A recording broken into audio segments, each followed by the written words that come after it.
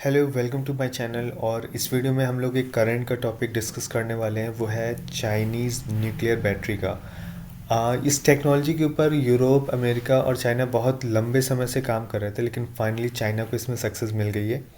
क्या है ये बैटरी, किन चीज़ों से बनी है, मतलब किन एलिमेंट्स का यूज़ हुआ है, क्या ये इससे रेडियो एक्टिव का ख़तरा हो सकता है, और क्या इसके फ्यूचर इम्पैक्ट हैं, या कहाँ पे यहाँ पे इन बैटरी को यूज़ किया जा सकता है, उन सारी चीज़ों के बारे में हम लोग एक डिस्कशन करने वाले हैं। सबसे पहले इस बैटरी को चाइना की एक स्टार्टअप कंपनी बेटा वोल्ट ने बनाया है।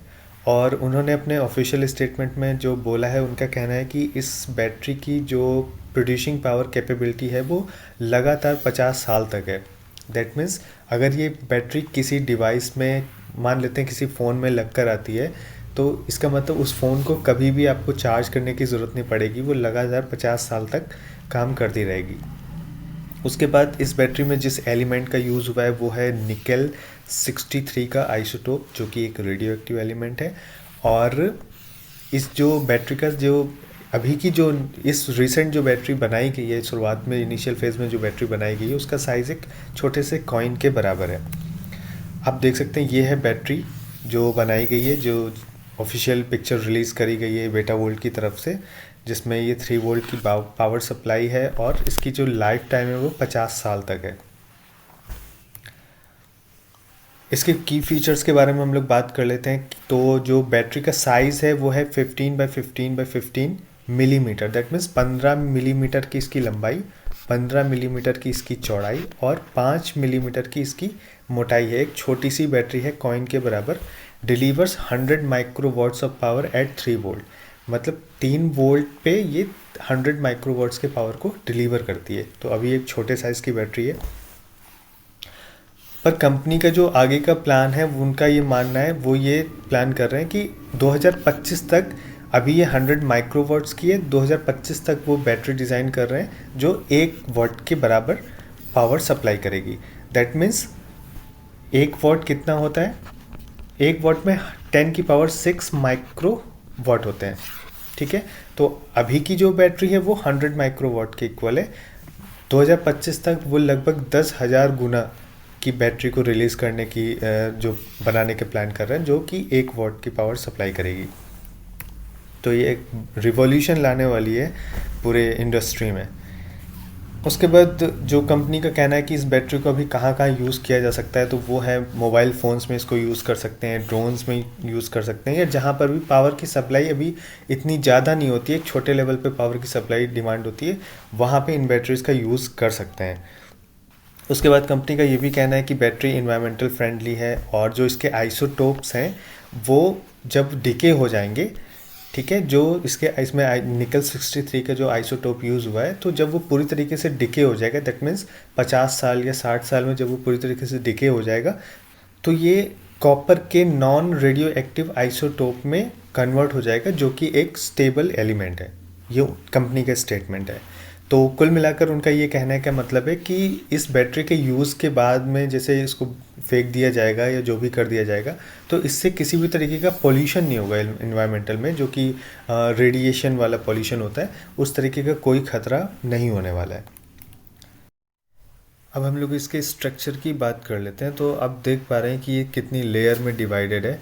एक्चुअली में इसमें कई लेयर को बार बार रिपीट किया गया है। फॉर एग्जांपल, जैसे ये आइसोटोप आपको दिख रहा है निकल का 63, और ये दूसरा आइसोटोप निकल का 63, और उसके बाद इसको सेमीकंडक्टर से, जो डायमंड सेमीकंडक्टर है उनसे इसको कवर किया गया है। एक के ऊपर एक करके लेयर बनाई गई है, और उसी के बेस पे ये आपस में न्यूक्लियर रिएक्शन करेंगे, और मतलब कि रेडिएशन जो निकलेगा उस रेडिएशन को ये इलेक्ट्रिसिटी में कन्वर्ट करेंगे। तो ये एक स्ट्रक्चर है। अभी हम लोग इस चीज़ को समझ रहे हैं कि ये न्यूज़ क्या है, और क्या क्या इसके जो मेन कीवर्ड्स हैं उनको हम लोग समझ रहे हैं। फिर बाद में हम लोग लास्ट में इसको एनालाइज करेंगे कि इसका क्या इम्पैक्ट होने वाला है फ्यूचर पे, और जो हमारे जो अलग अलग फील्ड्स होती हैं, जैसे फॉर एग्जांपल जो सोसाइटी है, पॉलिटिकल फील्ड है, इन्वायरमेंटल पे क्या इसका इफ़ेक्ट होने वाला है, आर्मी पे क्या इसका इफ़ेक्ट होने वाला है, इन सब सारी चीज़ों पे हम लोग एक शॉर्ट डिस्कशन भी करेंगे। उसके बाद इसके सेफ्टी एंड यूजेस के बारे में जो कंपनी ने बोला है उसके बारे में देख लेते हैं। तो बेटा वोल्ट क्लेम करता है कि ये जो न्यूक्लियर बैटरी है ये पूरी तरीके से सेफ़ है। इसमें कोई एक्सटर्नल रेडिएशन नहीं होगा। मतलब कि ऐसा नहीं होगा कि आपके फ़ोन में अगर ये बैटरी है तो वो बैटरी मतलब फ़ोन अगर आप यूज़ कर रहे हैं तो वो बैटरी से आपकी जो दूरी है वो बहुत कम होगी, उसकी वजह से क्या इससे इससे इतना रेडिएशन निकल पा रहा है, इतनी छोटी बैटरी होने के बाद भी क्या इतना रेडिएशन इससे निकलेगा कि ये इम्पैक्ट करे जो ह्यूमन हेल्थ है उसको। तो कंपनी ने बोला है कि ये पूरी तरीके से सेफ़ है, किसी भी तरीके का कोई एक्सटर्नल रेडिएशन इस बैटरी के थ्रू नहीं होने वाला है, और making it suitable for various medical devices. और मतलब कि अगर इससे रेडिएशन नहीं होगा तो फ़ोन के साथ साथ ये मतलब जो मेडिकल डिवाइसेस हैं उसमें भी यूज़ हो सकता है, क्योंकि वहाँ पे रेडिएशन का खतरा ज़्यादा होगा कंपैरिजन टू अगर एक हेल्दी ह्यूमन इसको यूज़ कर रहा है, और साथ में मेडिकल जहाँ पे पहले से ही लोग किसी न किसी चीज़ से प्रभावित हैं, किसी किसी बीमारी से किसी डिजीज़ के इलाज के लिए वहाँ पर हैं, और फिर वहाँ पे भी अगर इससे रेडिएशन फैलता है तो फिर वो चीज़ इम्पैक्ट ज़्यादा करेगी। तो उसको लेकर भी कंपनी ने बोला है कि यहाँ पे इस बैटरी से किसी भी तरीके का कोई एक्सटर्नल यूज़ नहीं हो, मतलब कोई एक्सटर्नल रेडिएशन नहीं होगा, और जिसकी वजह से इन बैटरीज़ को मेडिकल डिवाइसेस में भी यूज़ किया जा सकता है। ठीक है, उसके बाद इसको पेस मेकर में यूज़ कर सकते हैं। अब पेस मेकर तो बहुत ही ज़्यादा पास की चीज़ हो गई, राइट। आर्टिफिशियल हार्ट में इसको यूज़ कर सकते हैं हम लोग इस बैटरी को, और इसको कोहिलियर इम्प्लांट में इसको यूज़ कर सकते हैं। ये एक्चुअली में होता है जो आपके कान में जो जिनको सुनाई देने में दिक्कत होती है, तो वो हियरिंग एड्स की तरह होता है, उसी को बोलते हैं कोहिलियर इम्प्लांट। इसको कोचलियर इम्प्लांट भी कुछ लोग बोलते हैं। तो इसमें भी इसको यूज़ किया जा सकता है। तो ये था कि मतलब कंपनी ने क्लेम किया है कि इस बैटरी के थ्रू किसी भी तरीके का कोई रेडिएशन नहीं होना है, और इसको प्रॉपर आप किसी भी मेडिकल डिवाइस में यूज़ कर सकते हैं, चाहे वो आप शरीर के बाहर यूज़ करते हैं उस डिवाइस को, या शरीर के अंदर भी अगर कोई मेडिकल डिवाइस है जिसको आप यूज़ कर रहे हैं, जैसे पेस मेकर हो गया, आर्टिफिशियल हार्ट हो गया, इन सारी चीज़ों में भी आप इस बैटरी का यूज़ कर सकते हैं। और ये एक प्लस पॉइंट है, क्योंकि अगर देखिए अगर कोई रेडिएशन नहीं है तो यकीनन इनको इन सारी चीज़ों में यूज़ किया जा सकता है। और इसका एक प्लस पॉइंट ये होगा कि इस बैटरी को किसी भी तरीके की कोई चार्जिंग की ज़रूरत नहीं है। तो एक बार अगर ये इम्प्लांट हो जाते हैं तो एक लंबे समय तक, जब तक ये खुद ना ऐसी कोई प्रॉब्लम क्रिएट करें, तब तक इनको बदलने की या इनको किसी भी तरीके की मॉडिफिकेशन की कोई ज़रूरत नहीं होगी। तो ये एक प्लस पॉइंट है। उसके बाद इस बैटरी के बारे में अगर हम लोग कहें तो जो कंपनी का कहना है कि ये फायर रेजिस्टेंट है, और मतलब किसी भी तरीके का बाहर से अगर कोई भी फोर्स लगता है तो उसकी वजह से इस बैटरी में कोई एक्सप्लोड जैसी कोई चीज़ नहीं होनी है। जैसे आज के समय में जो फ़ोन की बैटरीज हैं वो एक्सप्लोड हो जाती हैं, उन पर प्रेशर पड़ता है वह, या फिर वो किसी एक्सट्रीम वेदर में जाती हैं तो वो काम करना बंद कर देती हैं, या उसका कोई नेगेटिव इम्पैक्ट होना शुरू हो जाता है, ब्लास्ट हो जाती हैं। तो उस तरीके की चीज़ इस बैटरी के अंदर नहीं है, ये कंपनी का कहना है। उसके बाद इन्होंने ये भी बोला है कि ये जो बैटरी है ये -60 डिग्री सेल्सियस से 120 डिग्री सेल्सियस के बीच में ईजिली काम करेगी। दैट मीन्स ये एक तरीके से हम लोग कह सकते हैं एक्सट्रीम वेदर में काम करने वाली ये बैटरी है, -60 से लेके 120 डिग्री सेल्सियस तक। तो -60 भी एक तरीके से एक्सट्रीम वेदर है, और 120 भी एक एक्सट्रीम वेदर है जहाँ पे ये बैटरी आसानी से काम कर सकती है। तो इसका यूज़ मतलब बहुत जगह हो सकता है जहाँ पर आज की बैटरी का यूज़ नहीं हो पाता है। और उसके बाद जो प्लस पॉइंट है कि इसको कभी चार्ज करना ही नहीं पड़ेगा। उसके बाद हम लोग इसके फ्यूचर एप्लीकेशंस के बारे में बात कर लेते हैं। तो कंपनी का कहना है कि इस बैटरी को एरोस्पेस में यूज़ किया सकता है। हालांकि अभी अगर ये इनिशियल फेज़ में देखें तो ये बैटरी बहुत छोटी है। बहुत छोटी होने से मतलब कि एक तरीके से मतलब 3 वोल्ट की ये पावर सप्लाई भी कर रही है। तो लेकिन 2025 तक या आने वाले सालों में जो कंपनी का एम है कि इस बैटरी को एक बड़ा पावर सप्लाई करने के लिए इसको बनाया जाएगा।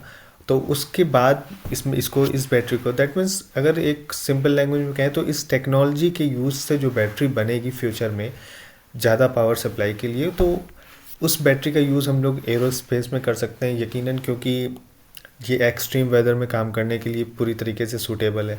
उसके बाद एआई इक्विपमेंट में कर सकते हैं, तो बार बार चार्जिंग के लिए जो भी कंडीशन आती है वो चीज़ ख़त्म हो जाएगी। मेडिकल इक्विपमेंट में हम लोग यूज़ कर सकते हैं इसको, माइक्रो प्रोसेसर्स में यूज़ कर सकते हैं, एडवांस सेंसर्स में हम लोग इसको यूज़ कर सकते हैं। तो दैट मीन्स उनको चार्जिंग की ज़रूरत नहीं पड़ेगी। ड्रोन्स में यूज़ कर सकते हैं, माइक्रो रोबोट्स में इस बैटरीज को यूज़ कर सकते हैं हम लोग, राइट। तो ये कंडीशंस हैं जो इस बैटरी में हम लोग को मिल सकती हैं। तो अब हम लोग बात करते हैं, ये तो हो गए कि बैटरी क्या है, किन एलिमेंट से बनी है, क्या किन किन जगह पे इसका यूज़ हो सकता है, क्या उसकी कीवर्ड्स हैं, क्या इसकी क्वालिटीज़ हैं, उन पे हम लोगों ने बात कर लिया। तो अब हम लोग बात कर लेते हैं कि इस टेक्नोलॉजी का क्या इम्पैक्ट पड़ने वाला है फ्यूचर में। तो किसी भी चीज़ का अगर इम्पोर्टेंस जानना है तो उसको 5 चीज़ों पे तौल कर देख लीजिए। एक होता है सोशल, एक होता है इकोनॉमिक, एक होता है पॉलिटिकल, ठीक है, और एक होता है ईवीएस दैट मीन्स इन्वायरमेंटल, और एक होता है आपका कल्चरल। अगर इन पांच चीज़ों पे आप किसी भी चीज़ को रख के देख लें तो आपको हर एक चीज़ का आंसर मिल जाएगा, खासकर यूपीएससी स्टूडेंट को और पीसीएस वाले स्टूडेंट को, जिनको डिस्क्रिप्टिव आंसर लिखना होता है कि कोई भी नया टॉपिक आ गया तो समझ नहीं आता है क्या लिखें। तो अगर आपके साथ कभी भी ऐसी कंडीशन बनती है ना, तो अब कोई भी ऐसा समिट आ गया, कोई भी दुनिया में ग्लोबल में जितने भी एक जो ग्रुप्स बने हुए हैं, आपको नहीं पता है किसी चीज़ के बारे में और वो आ गया, कुछ भी आ गया, अगर आप उसको वर्ड का उसमें जो कीवर्ड्स दे रखा है उसका मतलब समझ पा रहे हैं तो उसको इन 5 चीज़ों पे रख के तौल लीजिए और सबका एक एक सेंटेंस लिख दीजिए, क्वेश्चन हो गया। दैट मीन्स आपका डिस्क्रिप्टिव आंसर बन गया। ये वो कंडीशन है जब आपको चीज़ें ना पता हो, अगर पता है तो आप यकीनन बेस्ट चीज़ लिखने की कोशिश करेंगे, ठीक है। तो जैसे इस टेक्नोलॉजी की मैं बात कर रहा हूँ तो इसको हम इन 5 चीज़ों पे रख के तौल सकते हैं। सोशल इम्पैक्ट क्या होने वाले हैं, लोगों की ज़िंदगी बहुत आसान होने वाली है टेक्नोलॉजी के उसमें, क्योंकि देखिए फ्यूचर में बहुत सी चीज़ें बदलने वाली हैं। फॉर एग्जांपल अगर मैं एक छोटा सा एग्जांपल दूँ, आप एप्पल का विज़न प्रो देख रहे हैं, ये एक तरीके से फ्यूचर है। मतलब अब अगर एप्पल के विज़न प्रो के साथ ऐसी ये बैटरी उसमें अटैच हो जाए जहाँ पे चार्जिंग की ज़रूरत ही ना पड़े, आप सोच रहे हो कि फ्यूचर क्या होगा, ठीक है। तो ये हमारा सोशल इम्पैक्ट है इसका, इस बैटरी का, ठीक है। तो और इसमें हम लोग ऐड करना चाहें तो मतलब कोई रेडिएशन नहीं होगा इसमें, एक्सटर्नल रेडिएशन कोई नहीं होना है, तो ये एक प्लस पॉइंट है। प्लस चार्जिंग नहीं करनी पड़ेगी, ये एक प्लस पॉइंट है। उसके बाद सोशल इम्पैक्ट में अगर हम लोग बात करें तो मतलब पेस मेकर में इस बैटरी को, मेडिकल डिवाइसेस में इन बैटरीज को यूज़ किया जा सकता है, तो ये एक बहुत बड़ा प्लस पॉइंट है। तो ये हो गया सोशल इम्पैक्ट। इकोनॉमिकल इम्पैक्ट की बात करें, यहाँ पर कुछ कंपनियों को नुकसान होने वाला है और कुछ कंपनियों को इससे फ़ायदा भी होने वाला है। फ़ायदा दो तरीके से हम लोग देख सकते हैं। एक तो फ़ायदा हम लोग अगर देखें तो जैसे कि आज के समय की जो बैटरियाँ हैं उसमें लिथियम की ज़रूरत पड़ती है, और लिथियम जो एक एलिमेंट है ये बहुत रेयर एलिमेंट है अर्थ पे, बहुत कम जगह मिलता है। तो उस कंडीशन को देखें तो अब जब इन बैटरियों में इवोल्यूशन होगा, इन बैटरी का यूज़ होना शुरू होगा, तो जो हम लोग की अब आज के समय की बैटरियाँ उनका यूज़ होना कम हो जाएगा। और इन बैटरीज़ में इन जो एलिमेंट काम कर रहा है जैसे निकेल है, ये बहुत मतलब एक अच्छी मात्रा में अवेलेबल है अर्थ के ऊपर, और कई कंट्रीज़ में अवेलेबल है। तो ये एक इसका प्लस पॉइंट है इकोनॉमिकल, ठीक है।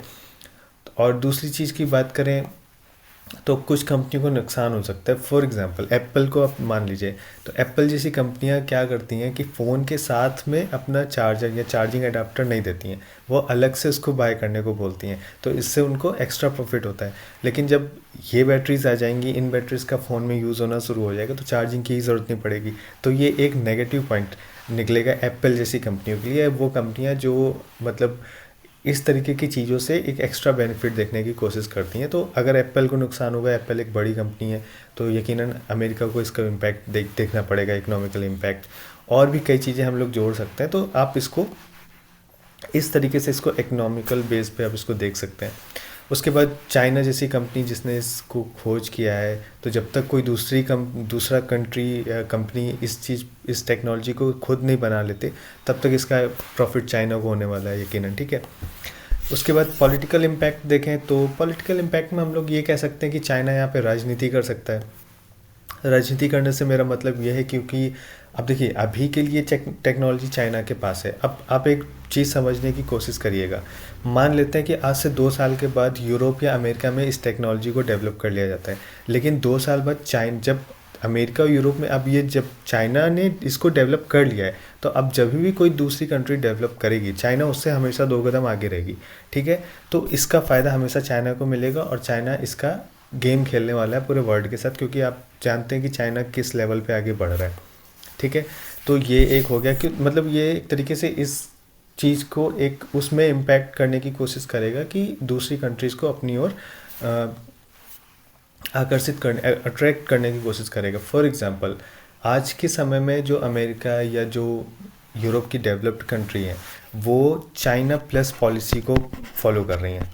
याद रखिएगा, यहाँ पे कंफ्यूज नहीं होना है। दो पॉलिसी हैं इस तरीके की, एक वन चाइना प्रिंसिपल पॉलिसी है और एक China plus policy. One China principal जो है तो वो चाइनीज़ की पॉलिसी है, जहाँ पर जो चाइना ये मतलब कहता है कि जितनी भी आसपास की कंट्रीज़ आसपास है वो चाइना के पार्ट है, जैसे हांगकांग, वियतनाम, तिब्बत, भारत के कुछ एरिया, रशिया का एक पार्ट है, तो वो कहता है कि चाइनीज़ का हिस्सा है और वो सबको चाइना में ऐड करना चाहता है। तो वो जो उसकी पॉलिसी है उसको वन चाइना प्रिंसिपल कहते हैं।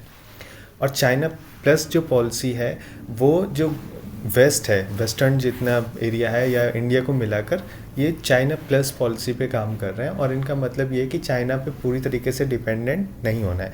उदाहरण के लिए कि जैसे आज के समय में चाइना मैन्युफैक्चरिंग का हब है। कोई भी आप इलेक्ट्रॉनिक प्रोडक्ट देख लीजिए, मैक्सिमम 90% प्रोडक्ट आप देखेंगे अपने घर में आसपास मेड इन चाइना, ठीक है। तो चाइना मैन्युफैक्चरिंग का हब है और इसलिए जो वेस्ट है इंक्लूडिंग इंडिया और जो भी मतलब ऐसी कंट्रीज जो चाइना को एक वर्ल्ड पावर बनना नहीं देखना चाहती, क्योंकि अगर ऐसा होता है तो चाइना उसका यकीनन फ़ायदा उठाने की कोशिश करेगा अपने पक्ष में।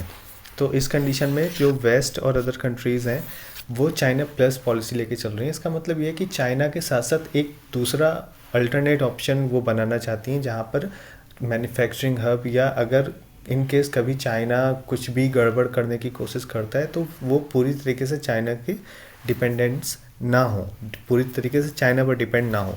तो इस कंडीशन को काउंटर करने के लिए चाइना +1 की पॉलिसी है। तो ये हमारा पॉलिटिकल इम्पैक्ट इससे इस बैटरी को लेकर है, ठीक है। मैं इस बैटरी को लेकर उन चीज़ों को जोड़ने की कोशिश कर रहा हूँ, केवल इस बैटरी की वजह से है ये मैं नहीं कह रहा, ठीक है।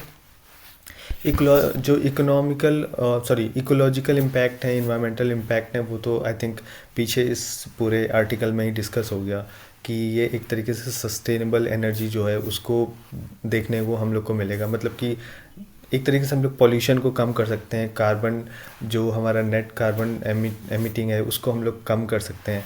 तो एक तरीके से ग्लोबल जो क्लाइमेट चेंज वाली कंडीशन है उसको काउंटर किया जा सकता है, ग्लोबल वार्मिंग को कम किया जा सकता है।